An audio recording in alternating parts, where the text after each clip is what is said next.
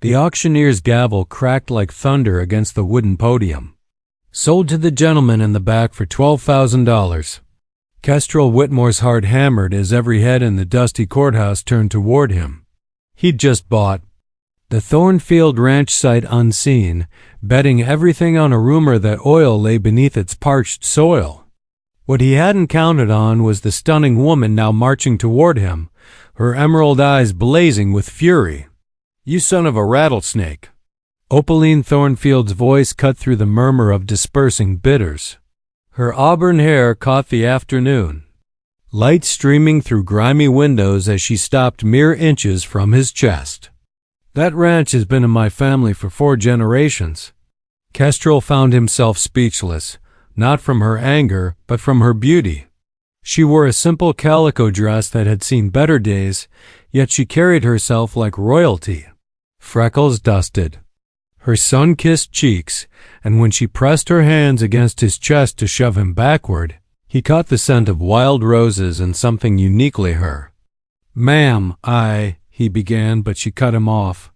"Don't you ma'am me, you city slicker. I know your type. Come down from Denver with your fancy suit and your dirty money, thinking you can steal what doesn't belong to you." The courthouse had nearly emptied, leaving them alone except for old Judge Bramblewood shuffling papers at his desk. Kestrel pulled the deed from his coat pocket, studying it carefully for the first time. His blood chilled as he read the fine print. "Miss Thornfield," he said slowly, "I think there's been a misunderstanding. The only misunderstanding is you thinking you can waltz in here and you're included in the sale." The words hung between them like smoke from a dying fire. Opaline's mouth fell open, and for the first time since he'd laid eyes on her, she was speechless. Judge Bramblewood cleared his throat. "That there's an old territorial law, son. When Jeremiah Thornfield took out that loan using the ranch as collateral, he included his daughter as part of the property deed. Mighty unusual, but legal nonetheless." Opaline's face went white as bleached cotton. "Papa wouldn't have ... He couldn't." Kestrel's mind raced. He'd come to Colorado Territory seeking his fortune, not a wife, especially not one who looked ready to gut him with a rusty spoon. Yet something about her fierce spirit and the way she stood her ground against a man twice her size stirred something deep in his chest. "Miss Thornfield," he said carefully, "I bought that ranch fair and square, but I'm not in the business of owning people." Her chin lifted defiantly. "Then tear up that deed and give me back my land." "I can't do that. I've got investors expecting returns." "Then what do you propose, Mr. Whitmore?" The challenge in her voice made his pulse quicken. Here was a woman who wouldn't be broken or bent to another's will. In that moment, Kestrel Whitmore made the second impulsive decision of his life. "Marry me." The words surprised him as much as they shocked her. But as he watched the fire dance, in her green eyes he realized he'd never wanted anything more in his 32 years of living. "You're insane," she whispered. "Maybe so," he replied, extending his hand toward her. "But I'm also your best chance at keeping the Thornfield name on that land." Opaline stared at his outstretched hand as if it were a coiled serpent. The courthouse clock ticked loudly in the silence, each second stretching like taffy in the summer heat. "You think I'd marry a stranger just to keep my ranch?" Her voice trembled with barely controlled emotion. "I think you'd do anything to save your family's legacy." Kestrel lowered his hand but didn't step back. "And I think you're smart enough to recognize a fair deal when you hear one." Judge Bramblewood coughed diplomatically. "Might I suggest you folks take this discussion elsewhere? I've got to lock up for the evening." Opaline's gaze darted between the two men, trapped like a wildcat in a cage. Finally, she straightened her shoulders and looked Kestrel dead in the eye. "What exactly are you proposing, Mr. Whitmore?" "A business arrangement. You know, the land, the cattle, the way of things out here.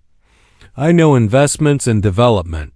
We work together to make the ranch profitable again. And the marriage part?" Heat crept up Kestrel's neck. Protection for you. A single woman can't own property in her own name, but a married woman has certain ... securities. Securities, she repeated flatly. And what do you get out of this arrangement besides a convenient ranch manager? Their eyes locked, and in that moment, the air between them crackled with an energy neither dared name. I get a partner who won't let me fail, he said quietly. Opaline was quiet for so long he thought she'd refuse. Then she nodded once, sharp and decisive. I have conditions. Name them. First, this is purely business. You get your own room, your own space. Second, any decisions about the ranch get discussed between us. Third, if you ever try to sell the land without my consent, the marriage is over and I keep half of everything. Kestrel couldn't help but admire her shrewdness. Agreed. But I have conditions too. Her eyebrow arched. Do you now? You give this arrangement a fair chance.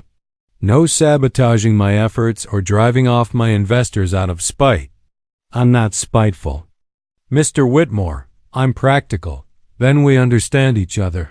He extended his hand again. Partners? This time she took it, her calloused palm warm against his.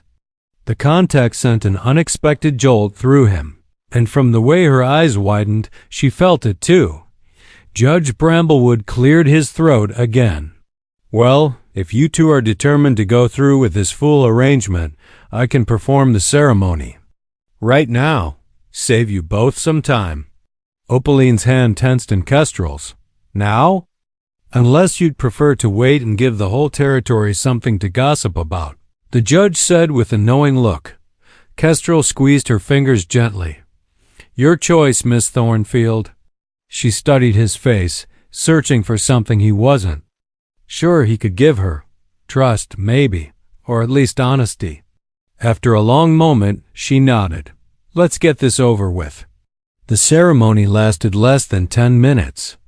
Judge Bramblewood's words seemed to echo from a great distance as Kestrel found himself drowning in Opaline's green eyes. When it came time to kiss the bride, she turned her cheek to him, but even that brief contact made his heart race. Well, then, the judge said, signing the marriage certificate with a flourish, I now pronounce you husband and wife, and may God have mercy on both your souls. As they walked out of the courthouse together, Opaline finally spoke. So what happens? Now husband? The word sent an unexpected thrill through him. Now we go see what I bought us? The ride to the ranch took 2 hours through rolling hills dotted with scrub oak and wildflowers. Opaline rode beside him in silence, her back straight and proud. Despite everything that had happened. As they crested the final hill, Kestrel got his first look at the Thornfield Ranch. His heart sank. The house was little more than a cabin, its roof patched with mismatched shingles. The barn leaned precariously to one side, and what remained of the cattle looked half-starved. Beside him, Opaline's voice was barely a whisper. Welcome home, Mr. Whitmore. The interior of the cabin was clean but sparse, a single room with a stone fireplace, a rough-hewn table, and 2 chairs that had seen better decades. A narrow ladder led to what Kestrel assumed was the loft bedroom. Well, Opaline said, her voice carefully neutral, I suppose you'll be wanting to inspect your property. Something in her tone made him wince. Our property, he corrected gently, she moved to the fireplace, stirring the cold ashes with an iron poker. There's cornbread and jerky in the larder. Not much, but it'll keep us fed tonight. Opaline. She froze at the sound of her name on his lips. It was the first time he'd used it, and the intimacy of it seemed to surprise them both. We need to talk, he continued. About what? You've got your ranch. I've got my marriage certificate. Seems like everything's settled. But her knuckles were white around the poker handle. Kestrel removed his coat and hung it on a peg beside the door. The simple domesticity of the act felt strange and right at the same time. About what you're not saying. About why your father would put you up as collateral. The poker clattered to the hearth as Opaline spun around. You don't know anything. About my father. I know he was desperate enough to risk losing you along with his land. What kind of trouble was he in? For a moment, he thought she might throw something at him. Instead, her shoulders sagged and she sank into one of the chairs. Gambling debts. He got in deep with Cassius Blackthorne and his gang. They gave him one last chance to pay up, and when he COULDN single quotes to ... he put up everything he had. She nodded, not meeting his eyes. Including me. I didn't know until after the funeral, when Blackthorne's men came calling. They said if the ranch went to auction and nobody paid his debts, I'd be working them off in Blackthorne's saloon. Kestrel's blood turned to ice. Cassius Blackthorne was known throughout the territory as a man who dealt in gambling, girls, and gun violence. That's why you were so desperate to keep the ranch. It wasn't just about family legacy, she whispered. It was about survival. Without thinking, Kestrel knelt beside her chair. Hey, look at me. Reluctantly, she lifted her gaze to his. Tears she'd been holding back all day finally spilled over, tracking silver paths down her cheeks. Blackthorne can't touch you now, he said firmly. You're under my protection. Your protection? A bitter laugh escaped her. You don't even know me. For all you know, I could slit your throat in your sleep and take off with whatever money you've got hidden in that fancy coat. Could you? The question caught her off guard. What? Could you kill me in cold blood? She studied his face, and whatever she saw there made her shake her head slowly. No, I don't think I could. Then we're even. Because despite what you might think of city slickers, I've never forced myself on a woman and I don't plan to start. Now, something shifted in her expression. Not trust, exactly, but perhaps the beginning of it. The loft has one bed, she said quietly. I'll sleep down here by the fire. Kestrel. His name sounded different and her voice softer somehow. Why did you really propose to me? And don't say it was just business. He stood, putting some distance between them before he said something he might regret. Through the single window, stars were beginning to appear in the darkening sky. Honestly, I don't know. Maybe it was the way you stood up to me in that courthouse. Maybe it was because I've been alone so long I'd forgotten what it felt like to want something more than money. He turned back to her. Or maybe I just recognized something in you that matched something in me. What's that? The willingness to risk everything on a long shot. Opaline was quiet for a long moment. Then she rose and climbed the ladder to the loft. At the top, she paused. Kestrel? Yeah? Thank you. For today. For ... all of it. Thank you for saying yes. After she disappeared into the loft, Kestrel built up the fire and settled onto the hard floor with his coat as a pillow. Above him, he could hear the quiet sounds of his wife preparing for bed, the rustle of fabric, the creak of floorboards, the soft sigh as she settled onto the mattress. His wife. The word still felt foreign, but not unwelcome. Outside, a coyote howled in the distance, and Kestrel stared into the dancing flames until sleep finally claimed him. Dawn came with the sound of boots on the ladder. Kestrel jerked awake, his city-soft muscles protesting after a night on the hard floor. Opaline descended with her hair braided down her back and a determined set to her jaw. Coffee? She asked, already moving toward the stove. Please. He sat up, working the kinks out of his neck. You're up early. Cattle don't feed themselves, and we've got problems that won't solve themselves by sleeping in. As she prepared coffee with practiced efficiency, Kestrel studied her in the morning light. She'd changed from her courthouse dress into work clothes, men's trousers and a flannel shirt that had seen better years. The practical outfit only emphasized her feminine curves, and he found himself looking away before she noticed his attention. What kind of problems? He asked. She poured 2 cups of coffee, black as night and twice as strong. Take a look. Outside, the ranch looked even worse in daylight. The fence posts leaned drunkenly, the water trough was cracked, and the handful of remaining cattle were thin and listless. But it was the hoof prints in the mud near the barn that made Kestrel's blood run cold. Fresh tracks, Opaline said, following his gaze. Multiple horses, sometime during the night. Rustlers? Worse. Blackthorn's men. She pointed to a distinctive horseshoe print. That gelding of Vex Morrison's has a cracked shoe that leaves a mark like that. Kestrel's jaw tightened. What did they take? Nothing this time. They were just letting us know they're watching. She sipped her coffee, her expression grim. They'll be back. Let them come.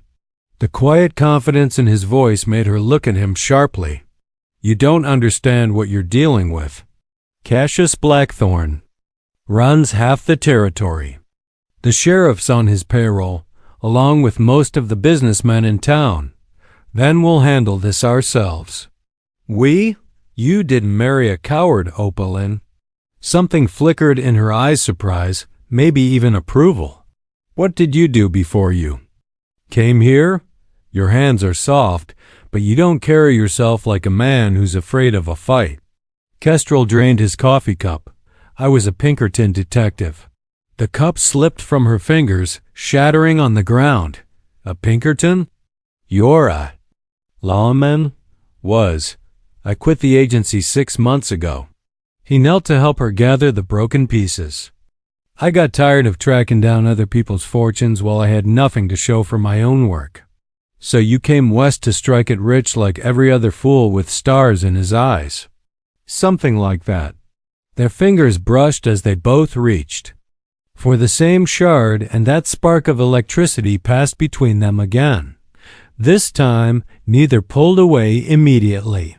Kestrel, she said softly, what aren't you telling me? He met her gaze, knowing she deserved the truth. I didn't just pick this ranch at random. I've been tracking Cassius Blackthorne for 3 years. He's wanted for murder in Kansas, robbery in Missouri, and about 6 other felonies across 4 states. Opaline sank back on her heels. You're still hunting him. I'm going to bring him in, with or without a badge. And you married me to get close to him. The hurt in her voice cut deeper than he'd expected. No, that's not. He stopped, forced himself to be honest. Maybe it started that way. But what happened in that courthouse yesterday, that was real. She stood, brushing dirt from her knees. Real enough to risk my life on? I won't let anything happen to you. You can't promise that. I can try. For a long moment, they stared at each other across the broken pottery. Finally, Opaline picked up the largest shard and studied her reflection. In its curved surface, my father always said the Thornfield women had a talent for picking complicated men.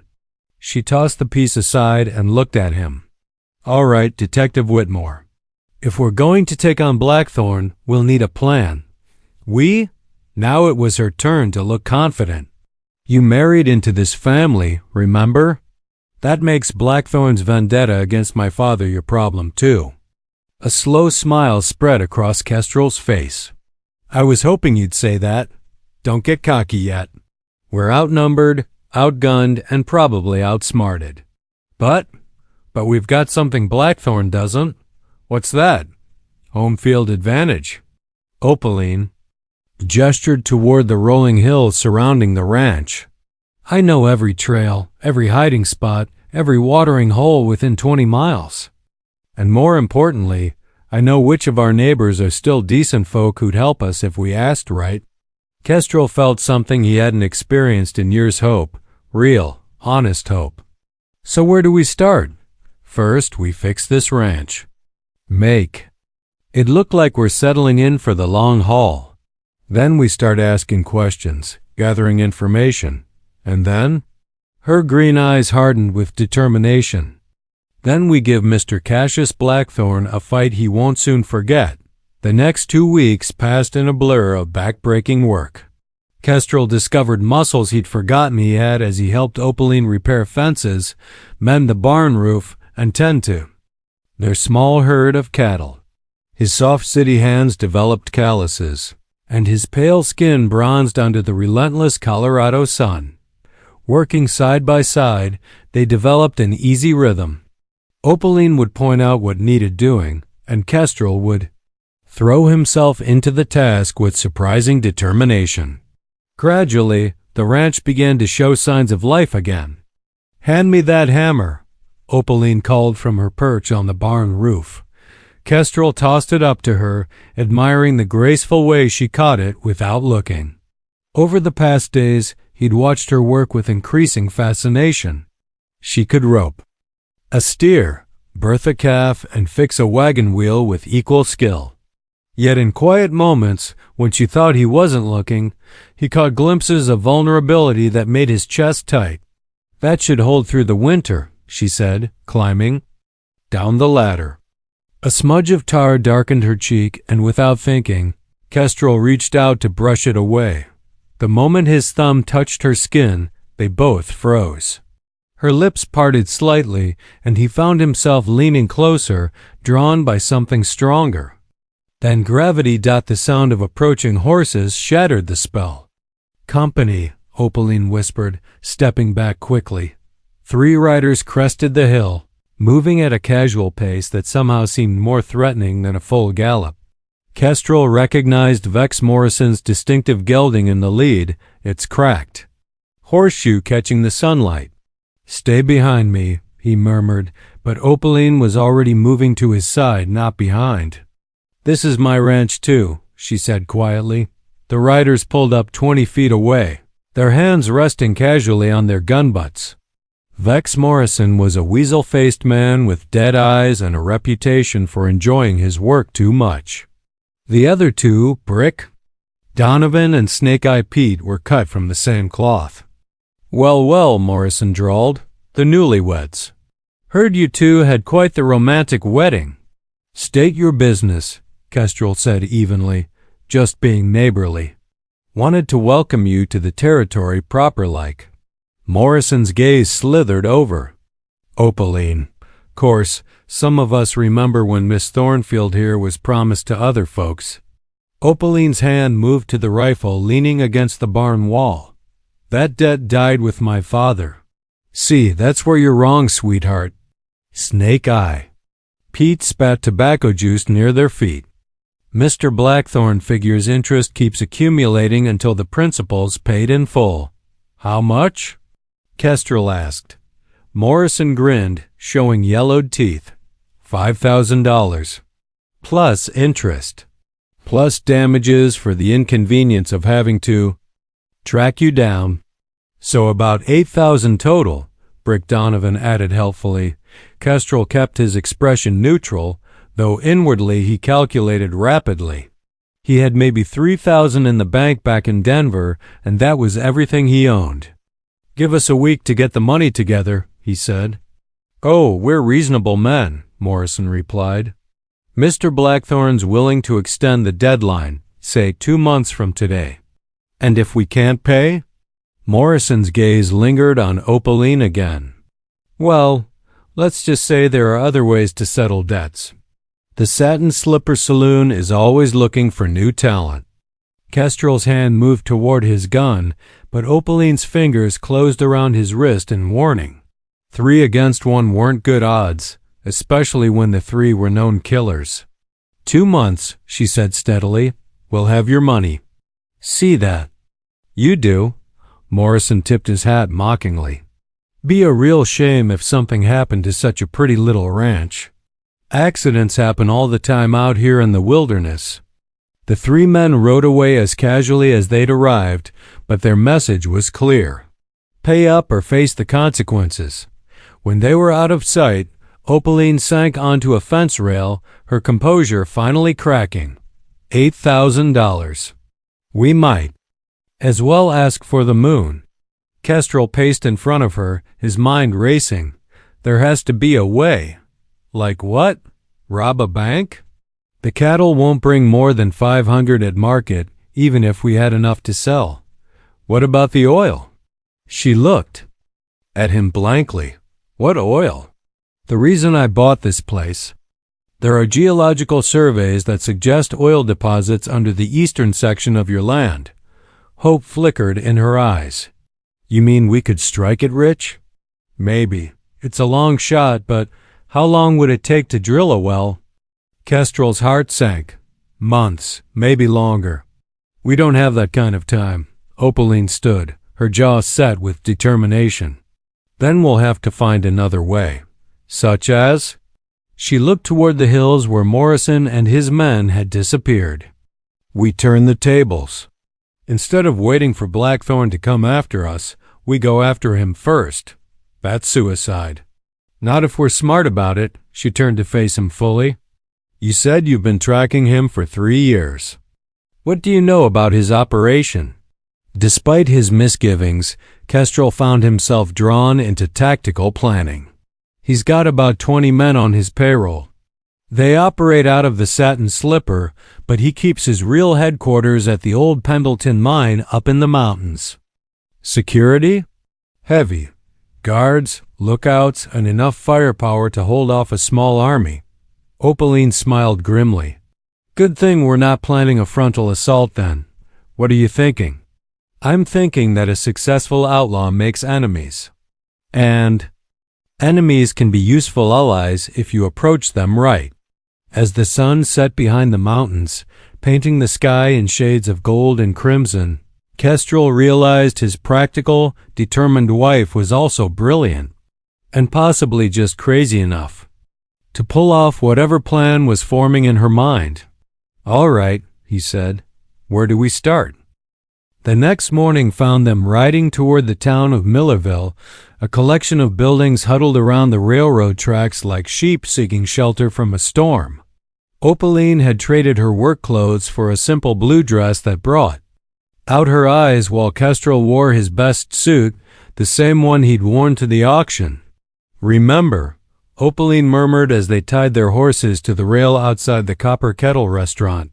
We're just newlyweds having breakfast in town.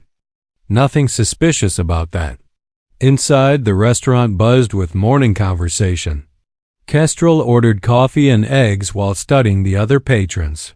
Ranchers, railroad workers, and a few traveling salesmen filled the tables, but his attention focused on a solitary figure in the corner booth. Judge Horatio Bramblewood sat alone, methodically working his way through a stack of flapjacks. The man who'd married them looked older in the morning light, his white hair thin and his hands slightly tremulous as he lifted his coffee cup. Judge, Opaline called softly. Would you care to join us? The old man looked up, his rheumy eyes sharpening as he recognized them. After a moment's hesitation, he gathered his plate and coffee and made his way to their table. Mrs. Whitmore, Mr. Whitmore. He settled into the chair across from them. How's married life treating you? Can't complain, Kestrel replied carefully. We're settling in nicely. I'm sure you are. The judge's tone was neutral, but something in his expression suggested he knew more than he was saying. Heard you had some visitors out at the ranch yesterday.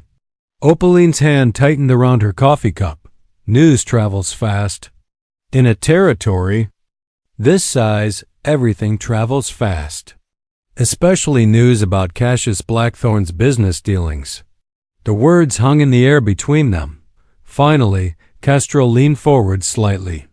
Judge, can we speak frankly? I'd prefer it. What do you know? About Blackthorn's operation? Judge Bramblewood was quiet for a long moment, studying them both. Then he sighed deeply. More than I should. Less than I'd like. Meaning? Meaning I've spent the last 5 years watching that snake corrupt everything decent in this territory. He's got his hooks in the sheriff, half the town council, and most of the business owners. But not you, Opaline observed. A bitter smile crossed the old man's face. Oh, he tried. Offered me twice my salary to look the other way on certain legal matters. When I refused, he made it clear that my continued health depended on my continued silence. So you've been keeping quiet. What choice did I have? I'm one old man with a law degree and a conscience. He's got 20 armed men and no scruples whatsoever. Kestrel glanced around the restaurant, then leaned closer. What if you weren't alone? The judge's eyebrows rose. What are you suggesting? There have to be others. People who've been hurt by Blackthorn or who are just tired of living under his thumb. Even if there are, what could we do? Take on his gang in a straight fight? That's a fool's errand. Opaline leaned forward, her voice low and intense. Not a fight, Judge. Justice. Come again? You're still a federal judge, aren't you? Appointed by Washington? Yes, but so if someone were to present you with evidence of federal crimes mail robbery, for instance, or interference with interstate commerce, you'd have the authority to issue warrants. Understanding dawned in the judge's eyes. And to deputize citizens to serve those warrants. Exactly. Judge Bramblewood set down his coffee cup with shaking hands. Do you have any idea what you're suggesting? If we move against Blackthorn and fail ... We won't fail, Kestrel said quietly, because we're not going to move until we're absolutely certain of success. And how do you propose to gather this evidence without getting yourselves killed? Opaline smiled, and for the first time since they'd met, Kestrel saw real joy in her expression. Leave that to us, Judge. You just be ready to act when the time comes. After they left the restaurant, they spent the morning visiting other businesses in town. At the general store, they met Ezra Goldstein, whose shipments had been mysteriously delayed until he agreed to pay Blackthorn's protection fees. At the bank, President Cornelius Walsh spoke in carefully neutral terms about loans that had been called in early when borrowers refused to cooperate with certain unnamed parties. Each conversation followed the same pattern. Fear, frustration, and a desperate wish that someone would stand up to the territory's unofficial ruler. By noon, they had a list of a dozen potential allies if they could prove they had a real chance of success. It's not enough, Kestrel said as they prepared to ride home. We need something more concrete than business intimidation and loan sharking. I know where we can get it, Opaline replied. But you're not going to like my plan.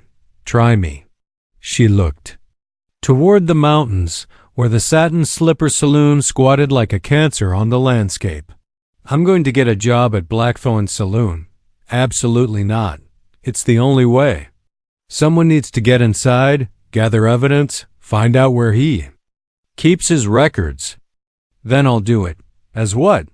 You think he's going to hire a former Pinkerton detective as a bartender? Kestrel's blood chilled as he realized she was right.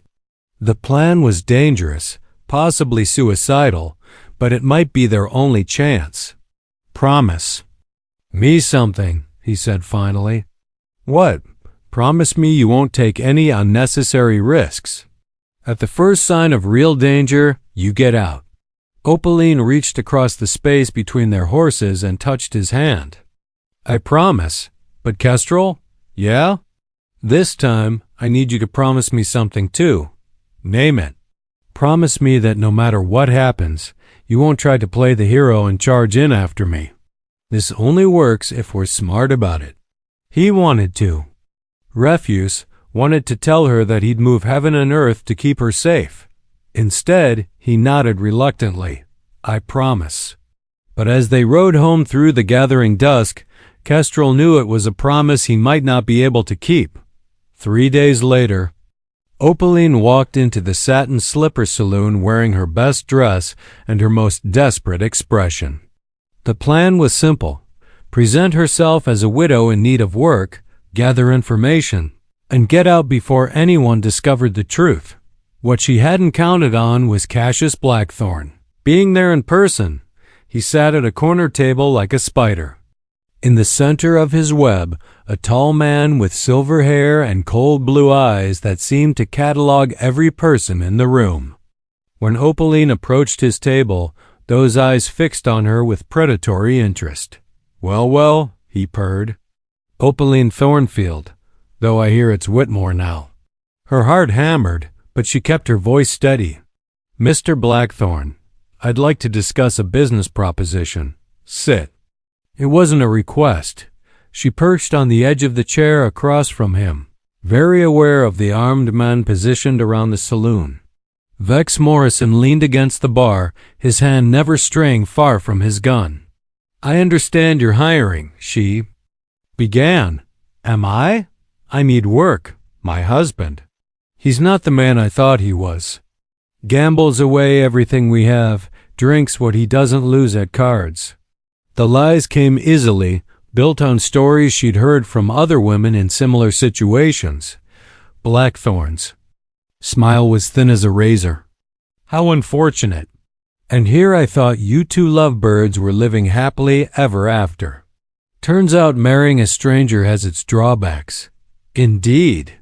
He leaned back in his chair, studying her. What makes you think I'd hire you?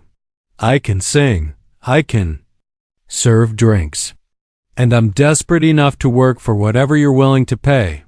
For a long moment, the saloon was silent except for the tick of the grandfather clock in the corner. Finally, Blackthorne nodded. You can start tonight. Morrison will explain the rules. As she rose to leave, his voice stopped her. Oh, and Mrs. Whitmore? I do hope your husband won't come looking for you. It would be such a shame if something unfortunate happened to him. That evening, Opaline served drinks and endured the crude comments of Blackthorne's men while memorizing every detail of the saloon's layout. The safe was behind the bar, but it would take more.